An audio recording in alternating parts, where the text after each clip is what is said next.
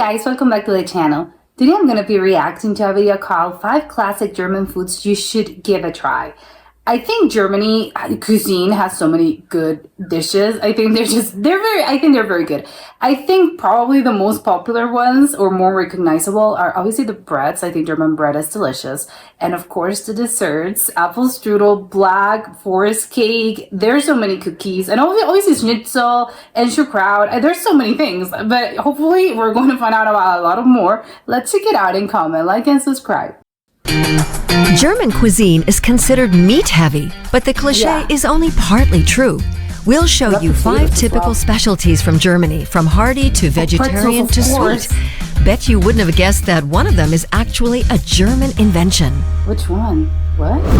Let's start with a classic, the Schweinshaxe. This knuckle of pork probably corresponds to the image that many people have of German food, served with a side of Bavarian folk music, like here in Munich's Hofbräuhaus. Oh my god, the giant pile of beer. Wolfgang Reitmeier uses basic ingredients when preparing this typical Bavarian specialty, but he's very particular about the origin and quality of the meat. I think it's just very big. Wichtig für die Zutaten ist halt Regionalität. Das ist einfach das nachvollziehbar ist, wo kommt das Ganze her. And this is how the knuckles are prepared. The front leg of the pork is seasoned with garlic, salt, pepper, and a mixture of caraway seeds. Oh. After resting for an hour, the meat goes into the oven for 30 minutes at 160 degrees Celsius to begin with. Then it's basted with dark beer and put back in. Love dark beer. After 2 hours, the pork knuckle is basted 2 more times with black beer and grilled at a high temperature until a perfect, slightly caramelized crust is formed. It looks like fried chicken a little, I think. The Schweinshaxe is traditionally served with a potato dumpling and gravy. When boiled, the pork knuckle is known as Eisbein, a dish more popular in northern Germany, where it's usually eaten with sauerkraut and potatoes. Okay, this one looks... Either way, the pork knuckle is an absolute staple of German cuisine. Yeah, this one I think it just looks more... Visually, it looks more appetizing. Time now for something vegetarian. This vegetable is the headliner on many German menus in springtime, asparagus.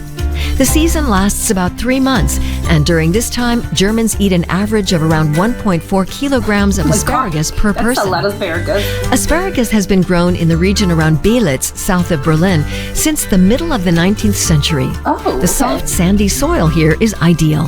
Oh, they grew on the soil? As in potatoes? I didn't in know diesem Sand wächst der Spargel möglichst gerade und er hat keinen Widerstand und weil er auch ein leicht ist, der Boden erwärmt sich gut und dadurch kriegt der Spargel auch hier sein einzigartiges Aroma. Around 10% is green asparagus, which grows above ground, and 90% is white and grows underground. As soon as the tips begin to peek out of the soil, the white asparagus is harvested, mostly by hand. Oh my god, it's by hand? Because of the complicated harvesting process, it was seen as a luxury in the past, which... Yeah, because how many of them you would need to grow in order for this to be, to earn money by this? And also, how many asparagus you need to eat in order to get full? Well, you eat it because it's good, not because, and it's because it tastes good, not because you're going to get full. Only the wealthy could afford. Yeah. That's why it was also known as the royal vegetable or white gold. Okay. In Germany, it's served with hollandaise sauce and potatoes. Some have it with a schnitzel, but the absolute spring classic is a vegetarian dish. Asparagus served with breadcrumbs browned in butter. Ooh. Our next stop, the bakery. This is a specialty that is associated with Germany all over the world, the pretzel. It's crazy because I think pretzels are just so widespread that I constantly keep forgetting they're German. I don't know, it's just from everywhere basically. Especially in southern Germany, life without pretzels is unthinkable. They're delicious. A distinction is made between the Bavarian and Swabian varieties. Oh, there's a difference. The dough consists of wheat flour, water, yeast, and a mixture of salt, malt, and either margarine, butter, or lard. Yeah, very complicated. The dough is divided, rolled out, and then skillfully twisted into shape. Oh my god. This takes a lot of practice. Yes, that's exactly my thought. Es ist einmal so, dann so und so. Yeah, of course, it's easy for him to say. I wonder how many of them he Das makes ist ja per eigentlich day. auch das, was die Leute am meisten fasziniert. Das Schlingen. Just little After the pretzels have risen, they're coated with diluted baking soda. and boiled, I think. Oh, they're baked. I thought they were boiled. Symmetrical and deep golden brown. This is what a Bavarian pretzel should look like. Okay, darker, I The think. Swabian version differs mainly in its shape. It's Oh. all about the so-called belly and the thin arms. Okay. Wichtig ist an der schwäbischen Brezel die dünnen Ärmchen, die nachher groß werden und der Bauch, der dann schön locker ist und dann auch dann weich. They don't do it visually. It also makes a difference Regardless in of the your taste. preferred shape, the pretzel is undeniably the flagship of German baking. I think I prefer the classic. I think the Bavaria one is probably the more popular. Could the same be said about I wanna our try the other next one. German specialty? You really have to like eating fish to find out. The fish rolls are particularly popular in northern Germany in every possible Who variation. doesn't like this? Natürlich ein Lachsbrötchen. Ein Backfisch, also was Paniertes. Krabbenbrötchen. Bin schon ganz gespannt, wie das schmeckt. Yeah, me either. I want to You'll have mainly one find the now. beloved snack by the coast at little stands like this one in the port of Hamburg. Always with fresh fish and usually topped with some onions. The king, or should we say chancellor of fish rolls, is the one with Bismarck herring. Oh, Herring okay. fillets are Bismarck marinated herring. in vinegar and Sweet salt thing. and mixed with mustard seeds, onions, bay leaves, and allspice. The Love. herring is then left to marinate in the spicy broth for a week. That's spicy broth. I It's wanna have named it. after the German Chancellor Otto von Bismarck, who ruled at the end of the 19th century. According to legend, a local merchant sent him a barrel of the pickled herring and got permission to name it after him. Okay, why? Today, What's the particular Bismarck fun of roll this? is the classic fish roll, a street food that is a must-try for any visitor to northern Germany. I think this one looks good, but maybe, I don't know. We'll put some Moving sauce in on it. to dessert. I'm just putting The it out there. typically German spaghetti ice cream. What on earth Typically is German? that? It sure is. The noodle-shaped ice cream with strawberry sauce and white chocolate sprinkles was created here in Mannheim Oh my in God. southwest Germany. Okay, I've never seen this in Dario my life. Fontanella, the son of Italian immigrants, came up with this unusual creation in his father's ice cream parlor. Okay, I get the It Italian first appeared on the influence. menu in 1969, inspired by a dessert Spaghetti. he'd eaten on vacation. It looks like spaghetti. Neugierig bin ich an der Theke gegangen, habe der Frau gefragt, habe gesagt, sagen Sie mal, können Sie mir erklären, wie Sie diese Schnürchen da rausgemacht haben? Und dann hat sie gesagt, das ist ganz einfach. Ich habe Kastanienpüree genommen und das habe ich durch eine Kartoffelpresse chestnut. gejagt. Ja? Und da habe ich gedacht, das ist aber Yeah, you genial. can do everything with this. For spaghetti ice cream a la Fontanella, Oh, that's you need crazy. milk, cream, thickener, egg yolk powder, and sugar, plus As an some ice vanilla cream? extract and lemon. Oh, okay. The ice Lemon. cream mixture is made at -8 degrees Celsius. Is that To make the their red ice cream sauce, looks like? strawberries are pureed. Then you're good to go. The vanilla ice cream spaghetti is placed on a portion But it of has cream, lemon with as the well. strawberry puree acting as the tomato sauce, and white chocolate sprinkles as parmesan. This is definitely the so weird sweetest to me. spaghetti dish you'll ever try. Yeah. What are but- some of the typical specialties in your home country? This I'm left with the whole spaghetti thing. I want to have it. It looks very original. It looks very interesting, but it's something about it that gives me a little bit of the creeps because it looks exactly like spaghetti with tomato sauce. So they look so similar that it's a little weird to me. The idea of having, getting you on your fork and you get your fork, but it's ice cream, so it's gonna melt. You have to, I guess, eat it with a spoon, which I think is really weird. But I don't know. It's just very, well, not that weird. I know that, sometimes you use the fork and the spoon as well with spaghetti. But whatever. It's just very weird to me that you're thinking, oh, it's going to be tomato. It's going to be a spaghetti. But then when you have it, it's sweet and it tastes like vanilla and strawberries. I just think it's so weird. I think your brain sort of does this thing about, wait, what is this? What are you giving me to me? The visual cues are expecting, the visual, I think, wants you, I think most humans, I think, you eat first with your eyes. Visually, I think the dish looks appealing or it doesn't, but whatever your first, sort of when you're starting to eat something, visually that's the first sort of glimpse that you're getting into what you're having. So I think your brain and your taste buds start preparing in anticipation because of what your eyes are seeing. So of course, if you're seeing this, my brain starts to, you start salivating because it's a tomato, so you get that acidity. But then it's no, it's strawberries and it's sweet and it's gonna be vanilla. Although I guess maybe it's not that different, because now that I'm thinking about this, strawberries are also quite acidic. So maybe with the tomato, it's maybe not that different. Obviously they taste very different, but it's maybe not that big of a jump and that much of a big deal, because they kind of, the acidity of those two things kind of are similar. And of course you need to pair them with something that's very, I think, neutral, that can handle a very strong flavor. So in the case of the noodles, of course, it's just spaghetti, it's very neutral. And of course, in this case, it's vanilla ice cream, which, of course, it's kind of perfect. So I like it. Because it looks so weird, but it's my thing, because you want to take a photo of this. I would like to have it, but it's okay. Can you give me just a scoop? I don't care. Just a scoop of the vanilla ice cream with the strawberry sauce that looks incredible, and the Parmesan on top. But I don't know, it's just very weird to me, the concept of, I think I'm getting spaghetti, but it's an ice cream. I don't know, it's very, very weird, but that's so original. I want to have it as well. The fish, I think the fish rolls, I think they look very good.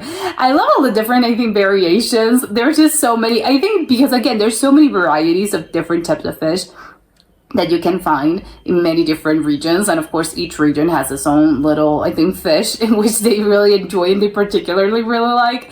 But I love how many varieties. And again, it's just I like it. This is, I think, for me in the summer, I think it's really good. But I love the idea that it's really, to me it's really funny. It's just, it's named after Otto von Bismarck, and it's okay, but why? Oh, he need to have permission, and yeah, it was named after him. But was he particularly fond of this? He did fish rolls, or that particular herring with that particular sort of brine didn't exist beforehand, or maybe he loved it so much that then they decided to rename this. I don't know, it's just very weird to me. How was it called before him? Or no, they invented this particularly because some guy thought, oh my god, this is going to I have just something that you're going to absolutely adore. I have the special brine with, the herrings. I think it's really interesting because they use, I think, pickles and I think onions, normal things that I would assume are part of this type of dish. But they put, I think it was either cinnamon, it was allspice or something. I think that's really weird because I'm thinking, or peppercorns or allspice, something like that. That doesn't really, I don't know, to me that's more of a sweeter kind of spice. So it's strange for me that they're putting this on fish, on salty things. But I want to have it so badly because, okay, I want to learn more about this broth, this sort of marination that they do, this concoction. I want to have it separate, and then I want to have it with the fish. I love, again, fish rolls, who doesn't like it? Although sometimes I do think, because even though they look very good, I think there's a small part of me that also goes, it looks great, it looks delicious. Although, would it be good as well with some sort of sauce? Because I think sometimes it is a little kind of dry. But I don't know, that's just maybe, I mean, obviously that's not the traditional way, but I don't know, I would like to maybe sometimes incorporate a little sauce. I don't know what kind of sauce, but I think just a sauce would do well with this kind of things, just because I think you're getting sort of a sandwich and sometimes it gets a little dry. So I don't know, it's just a sauce. The pretzels, I think they're a staple. I already mentioned there's just a staple, I think, of German sort of cuisine. But it's funny because I think it's so universal that everyone has pretzels, everyone gets pretzels. So it's, oh yeah, of course they were originated there. But I think everyone, obviously this is a traditional one and it has a very specific, I think, way of preparing them. I do not know if all over they do the pretzels specifically like that, because I know I thought they boiled this, but maybe I'm off about it. I do know that there was some malt involved, and I think sometimes beer, but with malt and beer obviously it's kind of the same thing. And they do this bathing solution, I think, with soda, baking soda or something. I don't know. It's a whole thing. Because I think pretzels are just something that I think you are so used to seeing everywhere. And it's just sort of, again, something that's, it's sort of similar to a hot dog, I think. They're just sold everywhere. that the amount of preparation that it takes, I think, to make a pretzel, I think it's just, oh my God, it's just a lot. It's just not something, well, probably some people do this at home, but it's not something that you're having, I don't know, maybe for the weekends. I don't know, it's just a lot of preparation involved. But yeah, God bless the pretzel. It's delicious, and I love that you can have them in so many different ways. I love it. I love pretzels. And of course, I think asparagus, I think it was a little shocking to me that I've never seen how asparagus are grown. I don't know why I thought it was sort of a plant and they didn't grow underground as in carrots, for instance. I don't know why, but I think that makes sense. I think asparagus tastes a little bit earthy, so it makes actually a little bit more sense. But I think the green and the white variety, I think that's the strange part to me, because I think in most parts, I think I'm used to seeing more the green asparagus, as in you're having them. I don't know, I think they're the more popular variety. I think, as in you're having dinner, you're probably getting green asparagus. You're not getting specifically white asparagus. But I don't know, maybe that's just me. So it's more common. It's the other way around. It's more common to have the white ones. I think the white ones, are a little bit, besides they're bigger, they're sort of, they're just bigger in general. I think they don't taste the same to me. I think they're fleshier. I know they have more, I don't know how to explain this. I think they have more, more flesh. I don't know. I don't know if it's because they're bigger, they're wider. And so there's sort of more to bite into. And I think the taste, I think it's less, I don't know, it's a little bit sweeter. I don't know. It's just because your brain sort of, again, it has more to bite into. And I think I relate that, it's kind of sweeter. I don't know. It's not that it's sweet, but I think it's just maybe, a milder taste than green asparagus. I don't know. What an interesting thing to me. I've never thought about this, and I didn't know that, no, apparently in Germany, the more popular one, the more popular type of asparagus is the white one and not the green one, because I think in other places, I think it's the other way around. I think it's not that it's hard to get them, although sometimes I would guess, but it's more, no, if you think of asparagus, I'm thinking of the green one. I'm not thinking of the white one, unless explicitly being told, it's a white asparagus. So this is very interesting. I love this selection. My only complaint about the video is that, they only have one dessert. I think there are so many German foods that are desserts that are delicious that, I want to have more desserts. I think that would be my number one complaint. But I think obviously it's just 5. It's just a very small selection, and there was just simply no time to make room for dessert. both as in you're having a meal and there's no room for dessert. Well, this is like that. This video is like that. But yeah, there's so many obviously classic good desserts, German good desserts, that, oh my God, I want a video about that as well. And that was it for today, and I'll see you next time. Bye.